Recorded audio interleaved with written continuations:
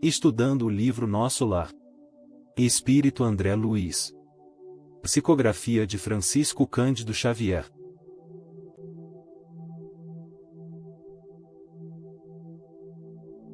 Considerações iniciais.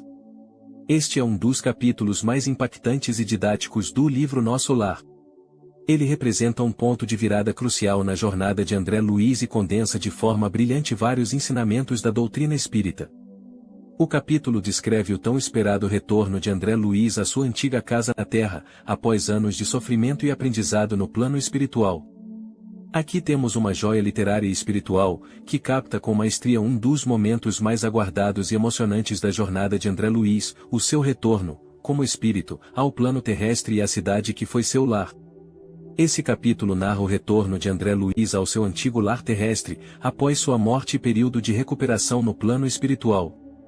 O que ele encontra é uma realidade dolorosa que o força a uma profunda reavaliação de seus sentimentos e de sua compreensão sobre o amor. Capítulo 49. Regressando a casa. Imitando a criança que se conduz pelos passos dos benfeitores, cheguei à minha cidade com a sensação indescritível do viajante que torna ao berço natal depois de longa ausência. Sim, a paisagem não se modificara de maneira sensível. As velhas árvores do bairro, o mar, o mesmo céu, o mesmo perfume errante. Embriagado de alegria, não mais notei a expressão fisionômica da senhora Laura, que denunciava extrema preocupação, e despedi-me da pequena caravana que seguiria adiante. Clarencio abraçou-me e falou: "Você tem uma semana ao seu dispor. Passarei aqui diariamente para revê-lo, atento aos cuidados que devo consagrar aos problemas da reencarnação de nossa irmã. Se quiser ir a nosso lar, aproveitará minha companhia. Passe bem, André." Último adeus à dedicada mãe de Lísias, e me vi só, respirando o ar de outros tempos a longos haustos. Percebemos a emoção do retorno. A primeira frase é primorosa.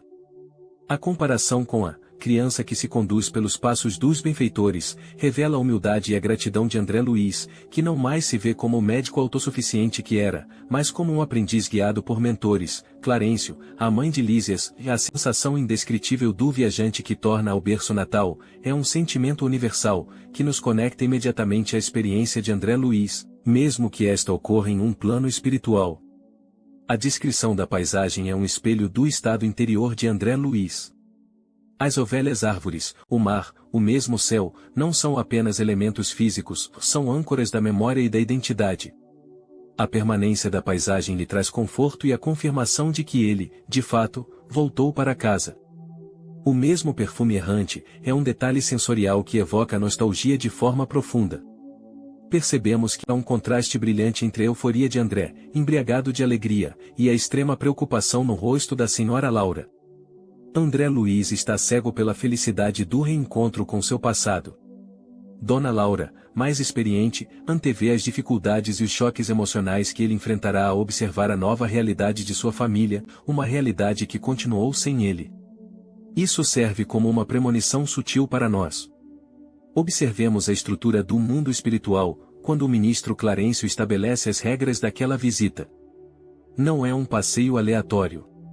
Há um propósito, um tempo determinado, uma semana ao seu dispor e um apoio contínuo. Passarei aqui diariamente.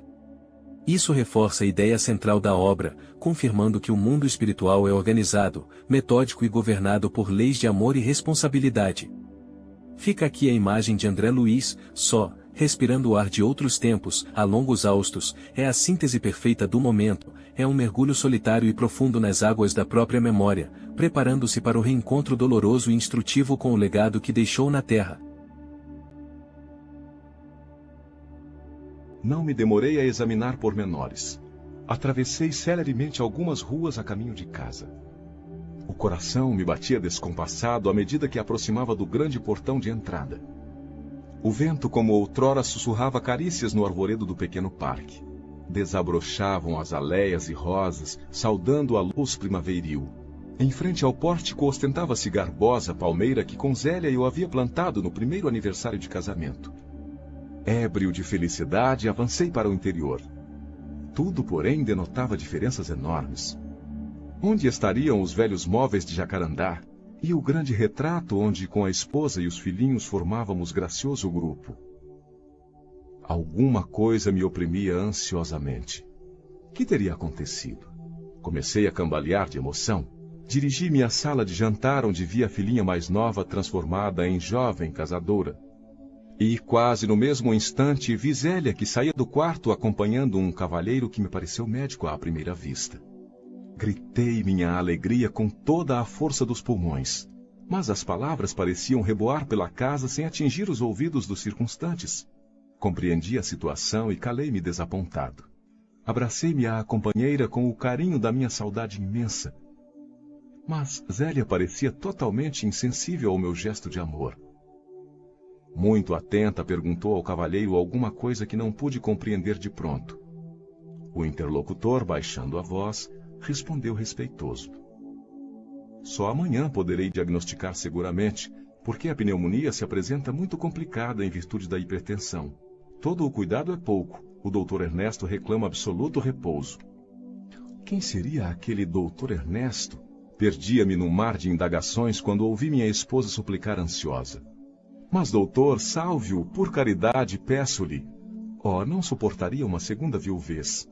Zélia chorava e torcia as mãos, demonstrando imensa angústia. Aqui vemos André Luiz retornando ao seu antigo lar, cheio de alegria e saudade, acreditando que está voltando para casa como se nada tivesse acontecido. No entanto, ele se depara com um ambiente mudado e percebe que sua família não pode vê-lo nem o ouvir. A revelação final e trágica acontece quando ele ouve sua esposa, Zélia, desesperada com a doença de um outro homem e expressando o medo de ficar viúva pela segunda vez.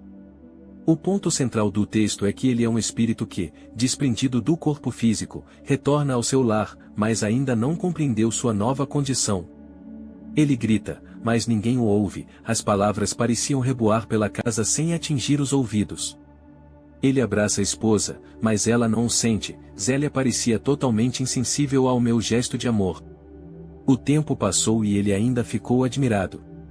Sua filhinha mais nova agora é uma jovem casadora. Os móveis foram trocados. Ele achou que tudo estaria ainda quando de sua partida. Percebemos de imediato que o conflito principal é a dissonância entre as memórias afetuosas de André Luiz e a realidade que ele encontra. Ele chega ébrio de felicidade, revivendo momentos felizes. A palmeira que plantou com a esposa, o cheiro da primavera, tudo remete a um passado de alegria. Aí vem o choque, realidade. Dentro da casa, a realidade se impõe de forma brutal. A ausência dos móveis de jacarandá e do retrato de família simboliza que a vida seguiu em frente sem ele. Sua identidade e seu lugar naquele lar foram substituídos. Percebemos a genialidade do texto, que está na forma como a verdade é revelada. Não é por uma explicação direta, mas por um diálogo que André Luiz ouve por acaso. A frase de Zélia é a chave de tudo, ó. Não suportaria uma segunda viuvez. Essa frase tem um poder demolidor para André Luiz e para todos nós. Ou seja, Zélia seguiu em frente, se casou novamente. A morte e a vida após a morte, o texto explora a experiência do espírito que, apegado à vida terrena, ainda não aceitou sua própria morte. O amor e a perda, vemos o amor sob diferentes perspectivas. O amor eterno e saudoso de André Luiz, e o amor resiliente de Zélia, que, apesar da dor da perda, se permitiu amar novamente. Sabemos que o tempo é implacável para os vivos, que envelhecem e mudam. Para André Luiz, o tempo parece ter congelado no momento de sua partida. O clímax é a dolorosa tomada de consciência de André Luiz. Sua alegria inicial se transforma em desapontamento e, por fim, em uma profunda angústia ao compreender sua situação e a nova vida de sua amada. Aqui observamos uma poderosa lição sobre desapego, a continuidade da vida e a complexidade dos laços afetivos que transcendem a morte. A narrativa em primeira pessoa nos coloca diretamente na pele de André Luiz, fazendo-nos sentir sua alegria, sua confusão e, finalmente, sua desoladora descoberta. É uma história que, em poucas linhas, constrói um mistério e o resolve de forma trágica e emocionante. Um corisco não me fulminaria com tamanha violência. Outro homem se apossara do meu lar. A esposa me esquecera. A casa não mais me pertencia. Valia a pena ter esperado tanto para colher semelhantes desilusões? Corri ao meu quarto verificando que outro mobiliário existia na alcova espaçosa. No leito estava um homem de idade madura, evidenciando um melindroso estado de saúde. Ao lado dele, 3 figuras negras iam e vinham, mostrando-se interessadas em lhe agravar os padecimentos. De pronto tive ímpetos de odiar o intruso com todas as forças. Mas já não era eu o mesmo homem de outros tempos. O Senhor me havia chamado aos ensinamentos do amor, da fraternidade e do perdão. Verifiquei que o doente estava cercado de entidades inferiores devotadas ao mal. Entretanto, não consegui auxiliá-lo imediatamente. Assentei-me decepcionado e acabrunhado, vendo Zélia entrar no aposento e dele sair várias vezes, acariciando o enfermo com a ternura que me coubera noutros tempos, e depois de algumas horas de amarga observação e meditação, voltei cambaleante à sala de jantar, onde encontrei as filhas conversando. Sucediam-se as surpresas. A mais velha casara-se e tinha ao colo o filhinho. E meu filho? Onde estaria ele? Zélia instruiu convenientemente uma velha enfermeira e veio palestrar mais calmamente com as filhas. Vim vê-los, mamãe, exclamou a primogênita. Não só para colher notícias do Dr. Ernesto, como também porque hoje singulares saudades do papai me atormentam o coração. Desde cedo não sei por que penso tanto nele. É uma coisa que não sei bem definir. Não terminou. Lágrimas abundantes borbotavam-lhe dos olhos. Zélia, com imensa surpresa para mim, dirigiu-se à filha autoritariamente. Ora essa, era o que nos faltava, aflitíssima como estou, tolerar as suas perturbações. Que passadismo é esse, minha filha? Já proibi a vocês terminantemente qualquer alusão nesta casa a seu pai. Não sabe que isso desgosta o Ernesto? Já vendi tudo quanto nos recordava aqui o passado morto, modifiquei o aspecto das próprias paredes, e você não me pode ajudar nisso? A filha mais jovem interveio acrescentando. Desde que a pobre mana começou a se interessar pelo maldito espiritismo, vive com essas tolices na cachola. Onde já se viu tal disparate? Essa história dos mortos voltarem é o cúmulo dos absurdos. A outra, embora continuasse chorando, falou com dificuldade. Não estou traduzindo convicções religiosas. Então é crime sentir saudades de papai? Vocês também não amam? Não têm sentimento? Se papai estivesse conosco, seu único filho varão não andaria mamãe a praticar por aí tantas loucuras. Ora, ora, tornou Zélia nervosa e enfadada. Cada qual tem a sorte que Deus lhe dá. Não se esqueça de que André está morto. Não me venha com lamúrias e lágrimas pelo passado irremediável. Aproximei-me da filha chorosa e estanquei-lhe o pranto, murmurando palavras de encorajamento e consolação, que ela não registrou auditiva, mas subjetivamente sob a feição de pensamentos confortadores. Percebam que André Luiz enxerga entidades espirituais inferiores, figuras negras, ao redor do enfermo, agravando seu estado. Sua dor aumenta ao presenciar uma conversa entre Zélia e suas filhas. A filha mais velha sente uma profunda e inexplicável saudade do pai, o que irrita Zélia. A esposa proíbe qualquer menção ao pai, alegando que isso perturba o novo marido e que o passado está morto. A filha mais nova zomba da irmã, atribuindo seus sentimentos ao seu interesse pelo maldito espiritismo. Em meio à discussão, a filha mais velha lamenta também o comportamento do irmão, que estaria praticando loucuras. Aqui o clímax da dor de André Luiz ocorre quando Zélia declara friamente, que, não se esqueça de que André está morto. Vendo o sofrimento da filha que ainda o ama, André Luiz se aproxima e, usando suas novas faculdades espirituais, consegue acalmá-la, não com palavras audíveis, mas enviando-lhe pensamentos de conforto e consolo. Percebemos que André Luiz tem um choque com a realidade. A primeira reação dele é de choque absoluto, um corisco não me fulminaria com tamanha violência. Ele personifica a dor da perda, do esquecimento e da substituição. Observem que o seu impulso inicial é odiar o intruso, mas ele luta contra esse sentimento, lembrando-se dos ensinamentos de amor e perdão que recebeu no plano espiritual. Esta é a sua grande prova. Aplicar a teoria espiritual na prática mais dolorosa. Notamos também a evolução espiritual de André Luiz, pois a sua capacidade de ver as figuras negras, e de consolar a filha subjetivamente demonstra sua nova condição espiritual, muito diferente da de um homem comum. E a Zélia representa aqui a necessidade de seguir em frente, mas de uma forma radical e, aparentemente, insensível. Ela vendeu objetos, mudou a decoração e proibiu a memória do ex-marido para proteger seu novo casamento e, talvez, para se proteger da própria dor. Sua atitude é dura e pragmática. A frase, cada qual tem a sorte que Deus lhe dá, e a forma como repreende a filha revelam uma visão fatalista e um distanciamento da sensibilidade espiritual. A filha mais velha demonstra mais sensibilidade, ela é o elo de amor que ainda conecta André Luiz à família. Suas singulares saudades são uma manifestação de sua mediunidade intuitiva, sentindo a presença espiritual do pai sem compreendê-la. Ela representa a lealdade, o sentimento e a memória afetiva.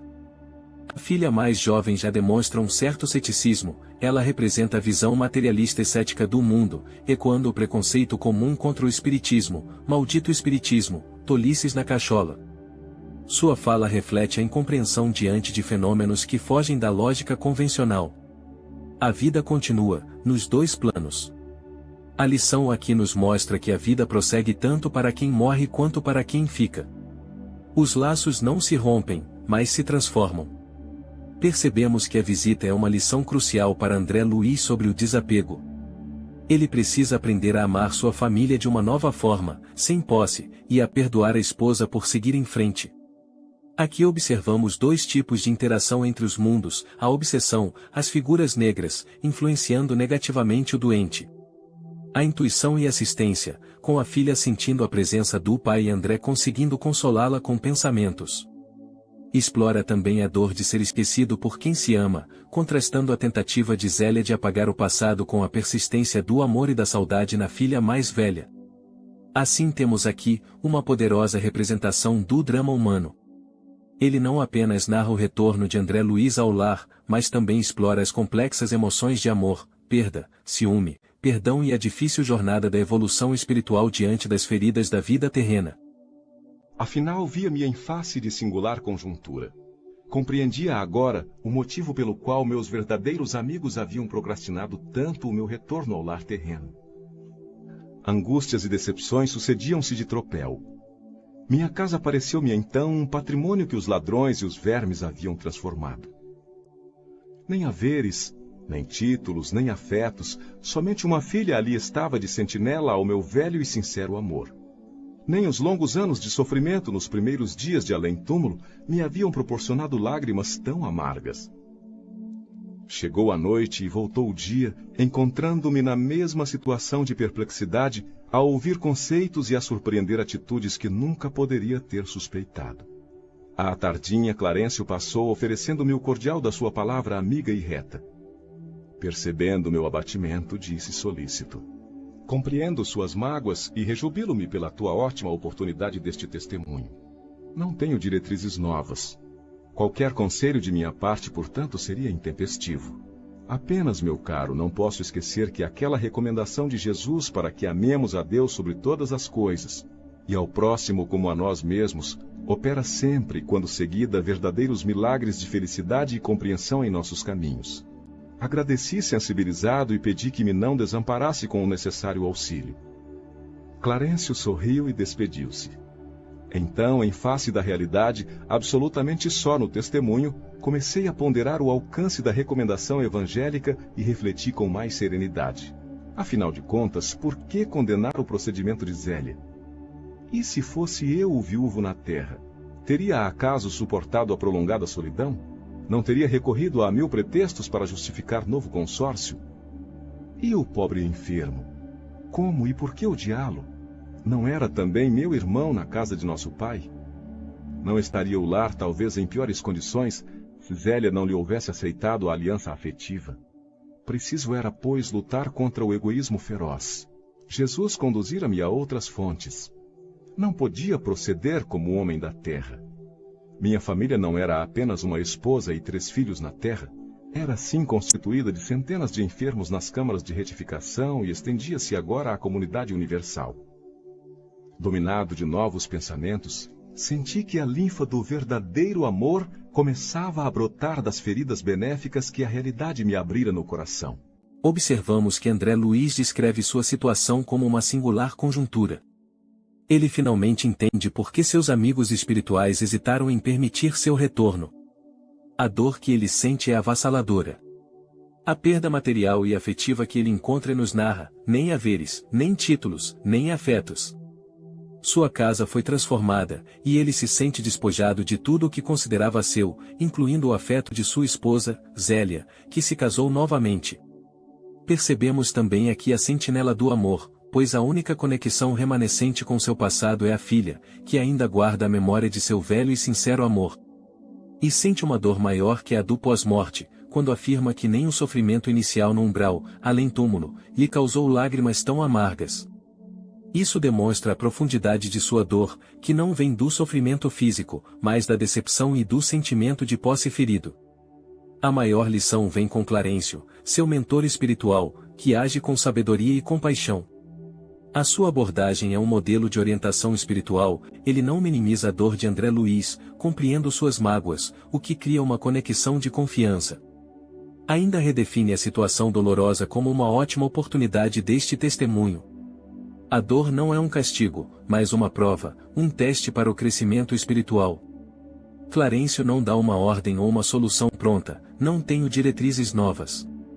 Em vez disso, ele recorda o ensinamento central de Jesus, amar a Deus sobre todas as coisas e ao próximo como a si mesmo. Ele sugere que a aplicação desse princípio é a chave para a felicidade e a compreensão. Ele capacita André Luiz a encontrar a própria resposta. Percebemos que a orientação de Clarencio força o André Luiz a uma profunda reflexão. É aqui que ocorre o clímax emocional e espiritual do capítulo. A sua transformação interior. Porque ele começa a se colocar no lugar dos outros. E se fosse eu o viúvo na terra? Teria, acaso, suportado a prolongada solidão? Ele questiona seu próprio egoísmo e reconhece que provavelmente teria agido da mesma forma que Zélia. Assim começa a identificar o verdadeiro inimigo, o egoísmo feroz. Ao invés de odiar o novo marido de sua esposa, ele o enxerga como um irmão na casa de nosso pai, e até considera que a presença dele pode ter sido benéfica para o lar, superando assim o seu egoísmo. A sua ampliação do conceito de família é o ponto crucial da transformação. Ele percebe que sua visão de família era limitada e possessiva. Sua verdadeira família agora é muito maior, não era, apenas, uma esposa e 3 filhos na terra, mas incluía os enfermos nas câmaras de retificação e se estendia à comunidade universal. O resultado dessa jornada interior é a libertação. As feridas se tornam benéficas, porque a dor da realidade abriu feridas benéficas em seu coração. O sofrimento, quando bem aproveitado, torna-se um instrumento de cura e crescimento. Nasce assim o amor verdadeiro dessas feridas.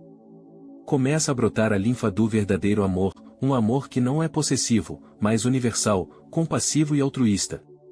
Assim percebemos a mensagem fundamental deste capítulo como sendo a transição do amor-posse para o amor-doação. Mostrando-nos que o crescimento espiritual exige a superação do egoísmo e o desapego das noções terrenas de propriedade, seja de bens ou de pessoas. A dor de André Luiz não nasceu da nova união de sua esposa, mas de seu próprio sentimento de posse ferido. A cura só veio quando ele conseguiu substituir o julgamento pela empatia e expandir seu coração para amar de forma incondicional, reconhecendo todos como parte de uma única e grande família espiritual.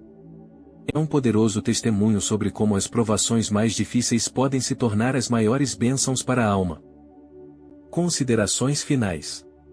Este capítulo é uma poderosa lição sobre desapego, a realidade da vida que continua na terra e a aplicação prática do amor ensinado por Jesus.